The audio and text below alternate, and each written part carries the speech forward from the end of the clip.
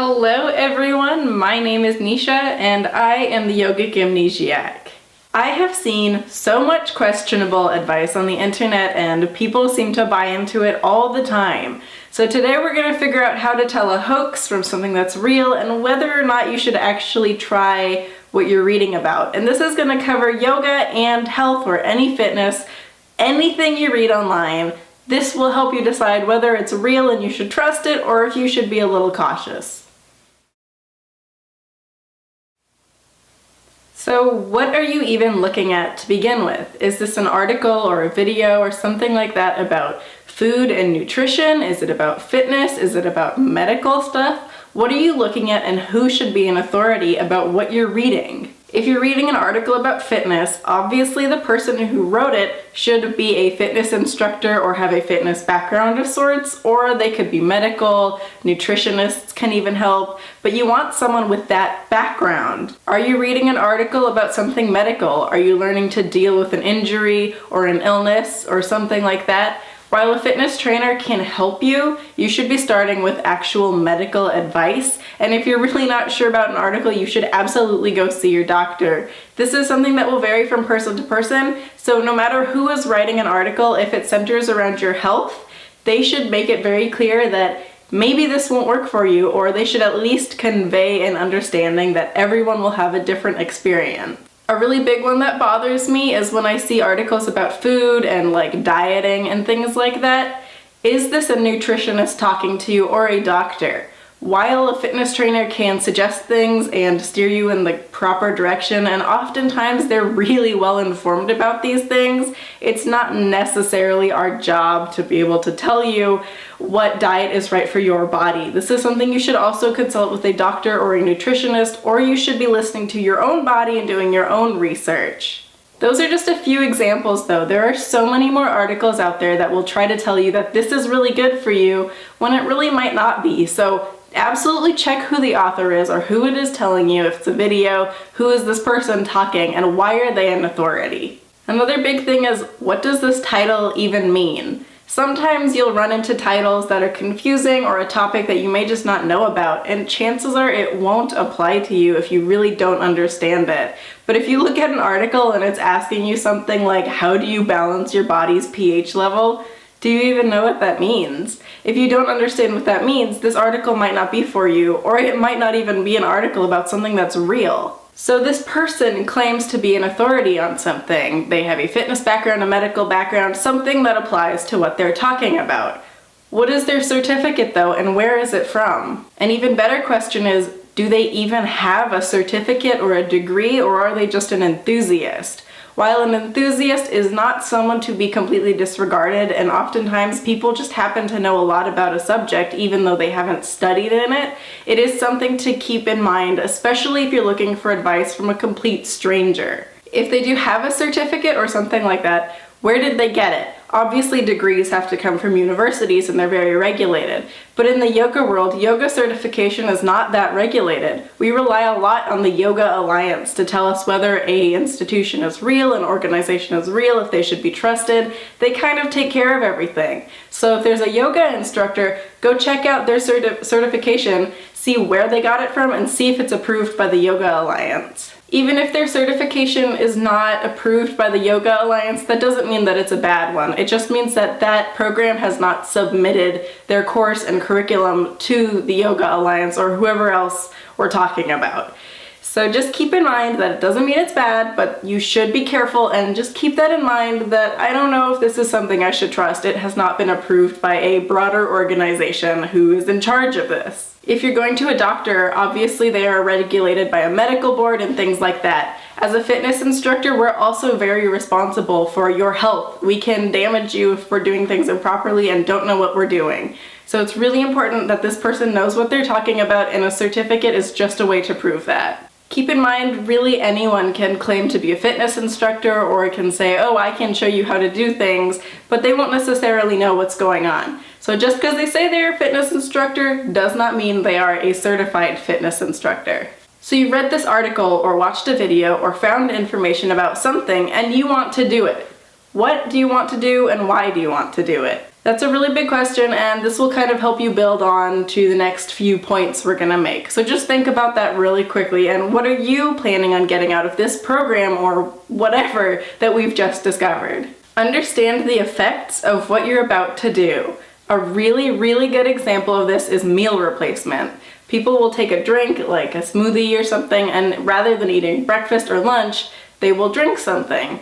And while I don't recommend that for everyone, and you should absolutely be talking to a nutritionist about this, for some people it does work and it's an absolutely fine option. That being said, I've seen programs where they offer you these meal replacements and they send you something in the mail that you mix with whatever, and there is no nutritional value to it. Are you just getting fillers? If you're using one of these shakes that's just fillers, you're not actually going to get anything good out of it. What if you end up becoming anemic or just sick because you're not getting vitamins and protein? You have to keep these things in mind, and those are very real side effects of what could happen. You also want to understand the good effects. Meal replacement can lead to weight loss, and if that's what you're looking for, then maybe it's worth trying. Next is a huge question that I absolutely want everyone to ask themselves before trying out a new program. Is this program safe? Very intense programs, things like CrossFit or very intense diets, can have a really bad effect on your body if you do them wrong. So you need to talk to someone whose job it is to tell you whether or not this program is safe for you and your body, and also pay attention to what's happening in your body. While you're asking yourself if something is safe, also weigh the side effects and the risks. Even if you think this program is going to be totally safe, still do your own research. Think about if you have allergies, if those will affect what you're doing. That obviously more applies to food-related diets, but it's still something to consider. Also, do tests and don't be afraid to back out. If you're doing a diet, try the diet out and check in with your body. See if you're feeling really hungry, see if you're feeling cranky, or if you're feeling sick. Any of these can be signs of malnourishment or things like that. So keep that in mind, that just because you're doing this and oh, it's going great, you're shedding pounds, but you're also making yourself really sick. That can be really, really bad for you. If you're trying to do a workout, some new workout, bulk up, lose weight, just try a new workout system. Keep in mind how your body is feeling. If you're just feeling sore, you might be fine. Generally, trying out new programs will make you sore, especially if they're very intense. But if you're hurting, if you're constantly tired and it's affecting your life, maybe these are reasons to back off a little bit. Make sure you understand how to do this program also, or whatever you're trying to do. If you're really going to dedicate yourself to trying out a new diet, a new program, a new workout, anything, you need to understand how to do it properly. This ties into meal replacement again, where you can do meal replacement, but you still have to make sure you're getting your proper nutrition. This is a big red flag for me. If someone says they're a trainer and they proceed to try to sell you a program, I don't always trust what they're saying. While that is a way to make money, and some of these programs are totally legitimate, sometimes they're not. Remember, if you're talking to a trainer and they are part of a program, they are giving you a sales pitch. They're not necessarily going to lie to you, but they are trying to sell you a product. Most laws, business laws and things like that will prohibit them from completely lying to you, but they are allowed to fluff up the truth a little bit, and they can omit bad reviews. They don't have to tell you things like that. Most of them will also give you pamphlets or have websites that you can check out. Read everything on there, including the asterisks that you may see. Like I said, with laws and things like that, they are required to disclose some information, and that information can make or break a program. Apart from only reading the information that that trainer supplies you with, look up information about that program separately, and look up information about what they're asking you to do outside of the information that they've given you.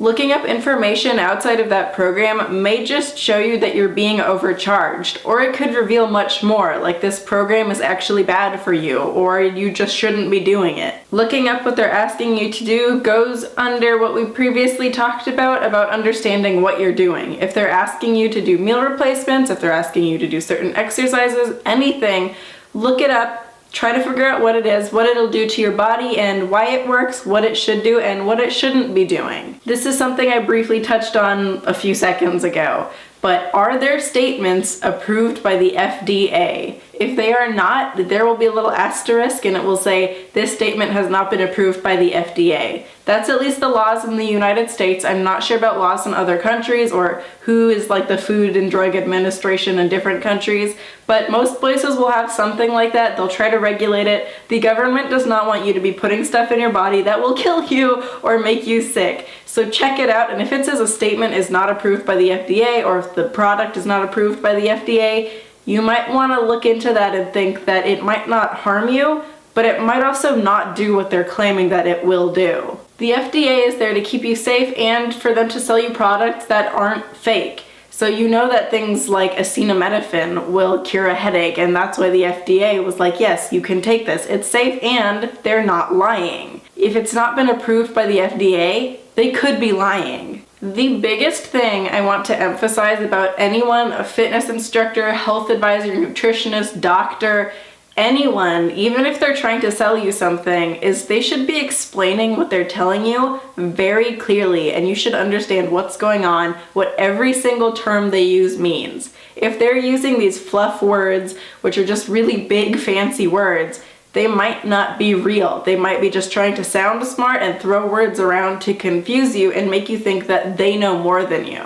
This holds especially true if you believe that you are the target audience for this article or video or whatever we're looking at here. The idea of articles and videos is to convey a message, and it goes from one person to the target audience, and that means that we should be communicating completely clearly to our target audience. That means you guys should understand what we're saying. If we aren't saying it, that means we are doing something wrong, and you should not be listening to what someone is saying if they're being confusing. Also keep in mind, sometimes people like to use these really big words to sound really smart.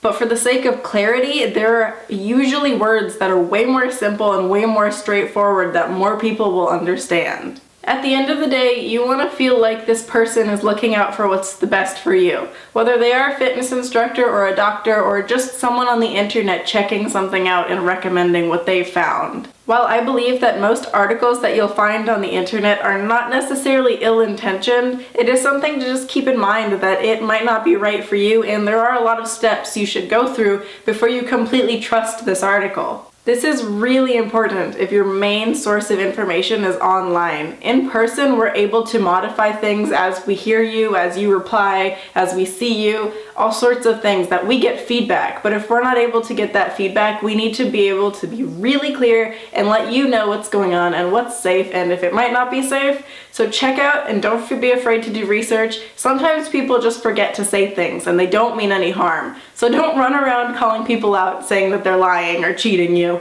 But just keep in mind that you should probably do your own research when you're going to try something new. So that's really the one thing I want you to take out of this video, is that doing your own research will really save you in the long run most of the time. Leave a comment down below if you ever run into things like this, or what you've noticed is a scam, a fake, or you just didn't trust for some reason. These tips are super important, and it's really important to keep you, yourself safe, and our whole community safe. Give this video a like so that we can avoid more internet hoaxes, and don't forget to subscribe. It's the best way for YouTube to let you know if I've released any new videos. Namaste.